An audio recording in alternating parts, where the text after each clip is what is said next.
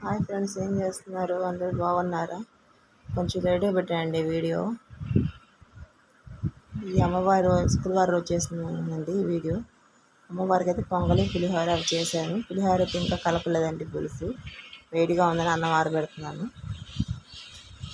ఇంకా వడపప్పు, బెల్లము, శనగలు అవన్నీ చేశానండి. అలాగే ఆ రోజు తరగతి పప్పు చేశాను, అది కూడా చూపిస్తున్నాను మీకు.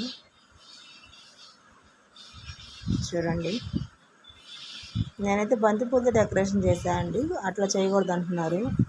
చేయకూడదు, మీరే చెప్పండి. అమ్మవారికి అయితే మెడలో అలా కాసేసాను నేను. అమ్మవారి ఫోటోకి వేస్తాను నేను, కలిసి పెట్టుకోను.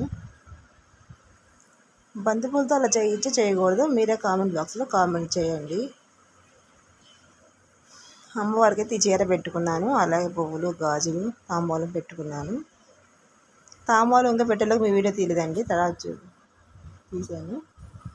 ఈ కాయలు అయితే మేము ఇప్పుడు తింటున్నామని చూపించామండి, మీ అందరు తినేసే ఉంటారు. దాని లోపల విత్తనాలు అవ్వండి. ఇది కూడా లిచీలాగే ఉందండి, కాకపోతే లిచీ కంటే ఇదే టేస్ట్ అనిపించింది నాకైతే.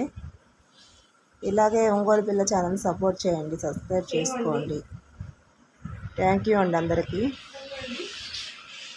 ఇవే కడతా.